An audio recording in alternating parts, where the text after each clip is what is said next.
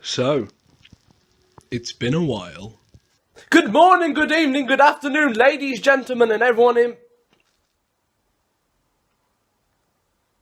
Good morning, good evening, good afternoon, ladies, gentlemen, and everyone in between, and welcome to another chapter in the Great Garden Shootout Challenge book that you can buy at all good WH Smiths around the country. So if you are a regular viewer of my channel, then I did something called the Bude Diaries not too long ago, where we went to Bude, this place we've been going to for years, and I filmed a few vlogs for you, but there's something else happened there also. Over time, me and Matthew Hancock's cousin have done this tournament called the Bude World Cup, where it was us two with countries in a knockout tournament, and at the end we do a final, and it was just for the enjoyment of ourselves. But this year I've roped my whole family in to doing a penalty challenge. Even Lily. So how this goes is, I drew names out of a hat to pair up everyone, and it worked as a knockout. So if you beat your respective person, you move on to the next round, and then the names were drawn out of a hat again to line it up, and then you'd play who you were against again, and so on and so forth. Now, I unfortunately missed the first game, basically, apart from the winning penalty, but as I'm about to show you, you really didn't miss much.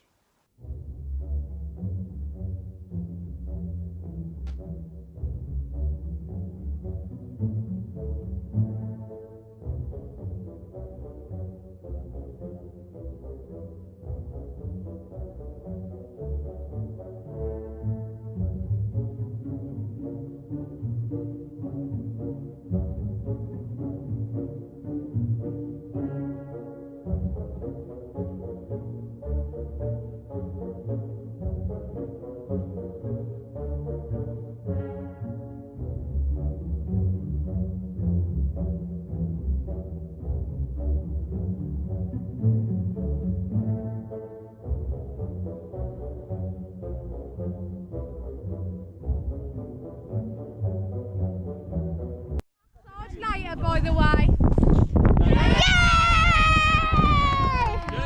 I'm sorry. So yes, after a riveting penalty shootout between Grandad and Mum, the score after, I'd say, 5 penalties each was 1-0. There was one penalty, and after a such well-taken penalty, you really find it hard to see why, but that was the case. So with Mum the victor and Grandad out of the competition, next we moved on to Lily, who is common to people who have seen this channel before, versus Emma. Another fierce tie, which actually I caught all of this time, so enjoy. So Lily versus Emma, a battle to behold. Lily stepping up to take the first penalty. Will it be important? She strikes it well and true, but right down the gullet of the keeper. He saved it. No penalty for her as Emma steps up for her first penalty of the tournament. She looks confident under that hat and hood. She takes it, strikes it right into the bottom corner with power and precision. There's no chance for the keeper, as she put it well into that bottom corner. So Lily needs a good reply here, and she steps up. She looks sure to run up this time. She's considering her options. Like a hawk, she goes, she strikes, and it's just wide of the post, which leaves Emma an opportunity to take this game firmly by the grasp. She takes the shot, the keeper saves, definitely pulling a groin there. Ooh, pulling a groin. Next up is Lily once more. Another shorter run-up, she takes the shot, he saves, sending the wrong way to begin with. So Emma can take further control, she takes a penalty, and it's in! 2-0 up now, firm control over the game. That penalty sending the keeper the wrong way, and he wasn't able to recover like he was for Lily's penalty. Lily is being given advice by Uncle David saying, take it, run, and hit it hard. The crowd seemed to enjoy that idea, the crowd seemed to agree with that idea. But Harry Smith, the goalkeeper, has other ideas. He's psyching her out. Oh, what's that gonna do? She says. Oh, why is that meant to freak me out? She says. Oh, see. Well, let us see. She runs up. She's gonna power this strike. She powers it, and oh, look at that! Did you look at that? He saved it. Ooh. How's this meant to sign now? Let's have a look at that again. Look. Oh, look at that save. Funny that. Well, the thing is that save means that Lily loses the contest 2-0 in this, and Emma knocks Lily out of the competition. And next, we move on to Rachel versus Auntie Helen. Another fierce, fierce battle. So first, in this penalty shootout, Rachel is taking first with Auntie Helen taking second. So, she looks confident. We can't tell though because we can't actually see her face. But she takes the run up, she strikes, and it's past the keeper. Massive underestimations there, but now it's Auntie Helen's turn as she strikes and it's saved by the keeper by his feet. Now Rachel's in again. She strikes and it's tipped over by the keeper. Tipped over the bar. Now Auntie Helen needs to respond. She can put herself in front here. But no, she puts it wide. Thank you, Mum, for that commentary. Now Rachel again. Rachel strikes. It's saved timidly. Can Auntie Helen again take a chance to put herself in front? She shoots right down the gullet of the keeper, which flips it back to Rachel. Can she take control of this match? She rifles it right at the keeper again, but ladies and gentlemen, this is where it all changes. This is where it all starts to hot up. Auntie Helen strikes, and it's fumbled by the keeper into his own net, and she has a goal. He just couldn't keep hold of the powerful strike, and Auntie Helen has registered. But now Rachel goes in, and it's a nice, composed, calm penalty to put herself back in front in this fixture. And now Auntie Helen needs a response, and she does, and the keeper couldn't tip it over well enough, and it is now back level again. Now Rachel, can she put herself ahead once more? She runs up, strikes, it's saved, but it's not saved. If you look closely, it has gone on the inside of the post, the keeper almost getting there, but it is in fact a goal. So if Auntie Helen misses this, she loses. If she scores, we carry on. She steps up, strikes, and the keeper saves. That is the end of that shootout. Rachel and that means wins! that Rachel, thank you, like Lewis said, is the victor 3-2. Well done, Rachel. She progresses to the next round. But now we move on to the matchup between Matt Roper, my lover, and Harry Smith, which is also me. Now this is another tie for the ages as Matt Roper comes up and takes his first penalty and he knocks it wide of the post. A man of my own. Can I capitalise with my first penalty? I can't. I stick it wide. I scuff my shot completely and I put it wide. I was looking for the corner, but it looked like Ben probably would have got there anyway. So Matt comes back up and he's put it right down the middle. We're really showing ourselves up here. I mean, at least I'm going to score mine right. You're bloody well wrong. I put it right down the middle for some unknown reason. But Matt Roper took a great approach for this next one. He wound up his right peg and put it right past the keeper. That traction engine of a right foot was not going to be stopped from that strike as it goes 1-0. But I need to respond or it's going to get to my head. So I step up and I do what I do. And I put it into that corner. Nice penalty in the end. That's always my safety position.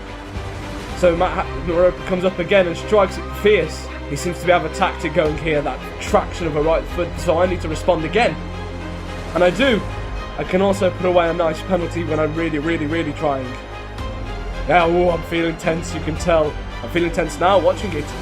The run up by Roper, and he smacks it wide of the post. Which means no pressure.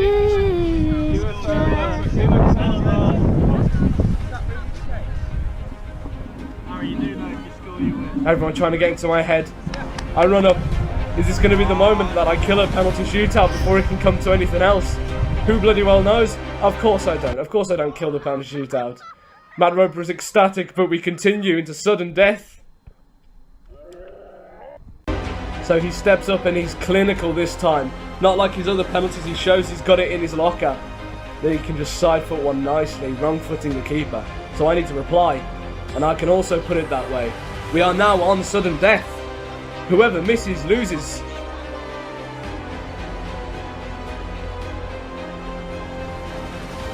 It's a good save.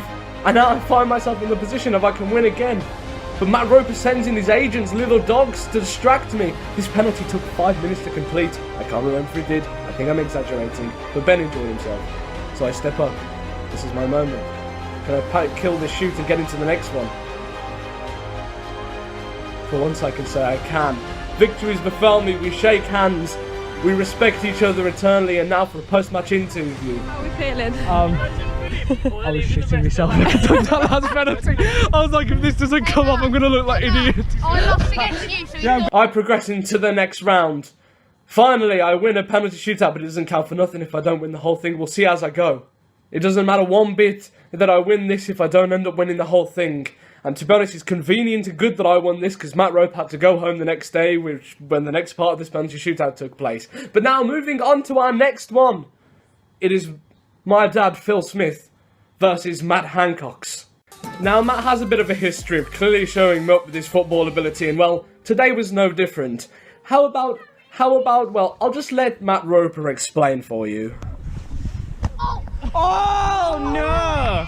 Oh! He knows me too well, he knows I'm gonna dive, so he chips it down the middle.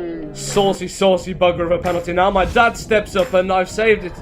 Struck hard and true, but down the middle, so Matt can put himself firmly in control. And he does. It is a clean penalty to put himself 2-0 up. Dad needs to score, Phil needs to score now to make this any kind of a contest. And he puts away a very nice penalty, right into the corner beyond my reach. I dive and I commit myself, but he's too good of a penalty. So now Matt can put himself further in control. But I know Matt well as well in these penalty shootouts. And I correctly guessed the right way to save it. So Dad can level things up here. And he doesn't. I'm not going to lie, that one stung like a bitch. Now Matt, he has a chance to put himself further ahead again. And he steps up confidently and does so, just past my hands. I haven't covered myself in glory at some parts. I'm psyching him out. And he takes the penalty. And it's wide, and I've psyched him out again, and that means Father Phil goes out. And Matthew Hancock progresses to the next round in that clean, quick and done penalty shootout. So we're most of the way through the shootouts now, but we still have a few competitions left to go, including the next one, which is Ben versus Auntie Claire Grundy. Actually, you know what, you're all probably getting bored of me commentating. Oh, hang on a minute, let me just get someone else. Guys!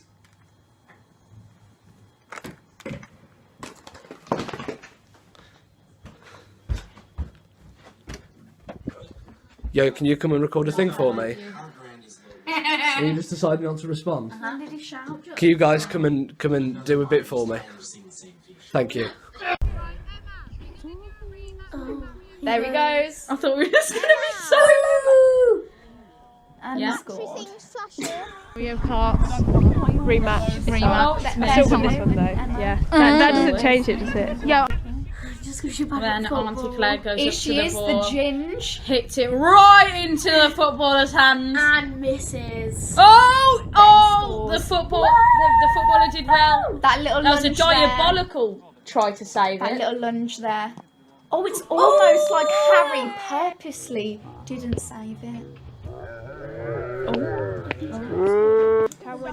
That's, The wet sand is really uncomfortable on his legs. Oh, I can't tell the difference between Auntie Claire and Uncle Ben. And Uncle Ben. There you go. Mom clapping a lot. This was There That's she one more is. try. Why is she doing One more try. Let's see if she can get it in. Oh, can she? No. Oh, she loses. So in And summary, then Matt, that was Matt showing off. that there was no really competition there, was there? Because Ben was obviously going to win. Thank you for that riveting commentary, guys. You can leave. We don't know. We don't know how to be funny. We're not you. I'll take that as a compliment. Okay, there we go. Followed next was a very, very interesting battle between Phil Hancock and David Grundy, Uncle David and Uncle Phil. It was a very interesting matchup because they're of similar ability. One has more experience, but they probably have the same level of footballing ability when it comes to a dead ball situation. So I was interested to see how this one would play out. So as we go in, the first penalty rang in from Uncle David, and it was a save by me, I guess, the way he was going. And then Uncle Phil came in, and it was all level because he put it wide of the post.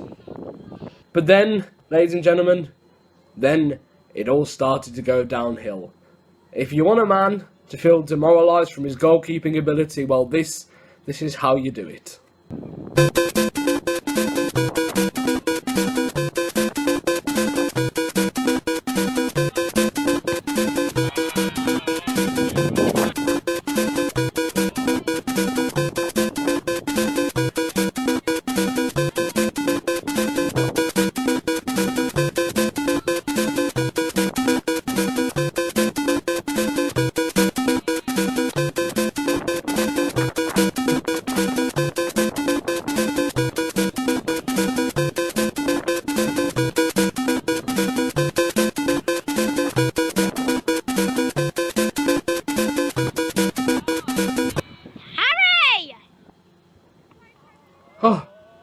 was a save. He saved it. Well, this was the chance.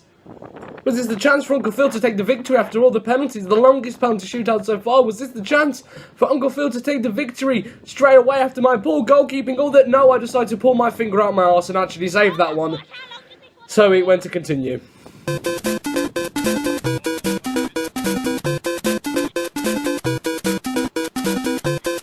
Oh my word, I actually saved that one. No repeat of the distance of the penalty shootout. They shake hands at the end, but this game ended with Uncle David Grundy, progressing into the next round. And to be honest, it was best that he did, because Uncle Phil Hancock couldn't actually walk for the next few days because of an injury he picked up during that shootout. As you could see towards the end of the footage, he actually limps off. That's what that did to him. People injure themselves for this shootout, and I am honoured and thankful for that.